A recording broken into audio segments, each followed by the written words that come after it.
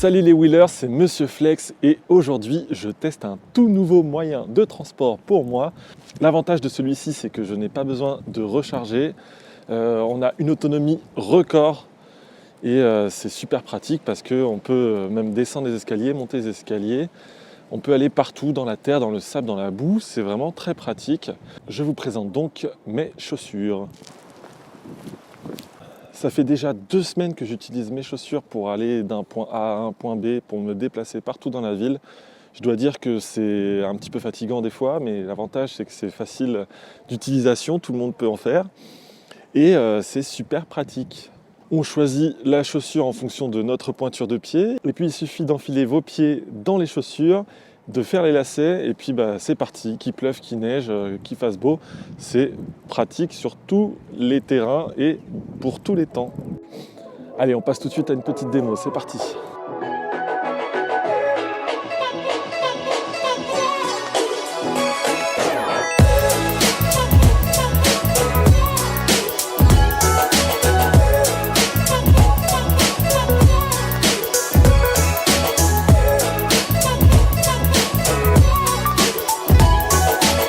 Alors moi j'ai réussi à atteindre une vitesse de 15 km/h environ, mais sur une très courte distance. C'est le seul désavantage, c'est que on peut aller vite, mais on est vite essoufflé, fatigué. Donc voilà, c'est un retour difficile à la marche. Bon allez, j'arrête mon délire. Voilà, tout ça pour dire que le retour à la marche il est assez fastidieux, assez difficile, et que ma roue me manque vraiment énormément. Donc là, elle est en attente de prise en charge au SAV. Évidemment, elle s'est cassée juste avant les vacances de Noël, donc là pour l'instant c'est fermé, donc j'ai pas pu l'envoyer encore. Quoi d'autre? J'ai parcouru 6000 km avec en un an, donc c'est plutôt cool. 6000 km en fonction de mon trajet et de l'économie réalisée sur l'essence. J'ai pu économiser 650 €. Donc au total, le double à peu près 1200 €. Mais avec le prix de la roue, forcément, on déduit. Donc je suis à peu près 600 €, 650 € d'économie réelle sur ma roue. Donc ça, c'est vraiment un point super important, super top pour ceux qui veulent choisir une roue, par exemple, pour remplacer leur voiture.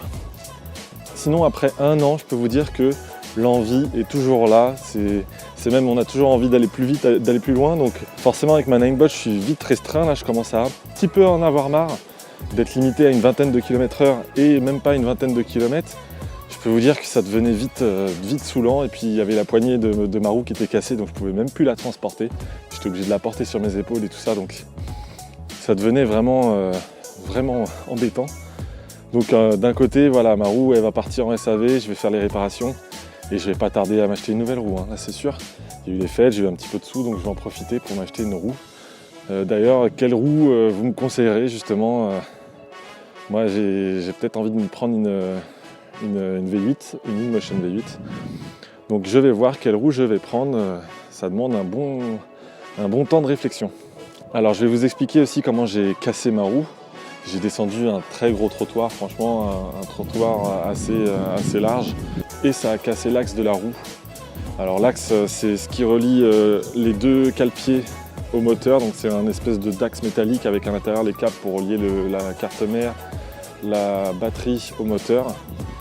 Et donc ça s'est cassé, la roue ne peut plus s'allumer, elle est complètement morte. Et normalement c'est réparable, je ne sais pas encore combien. J'attends la réponse du SAV.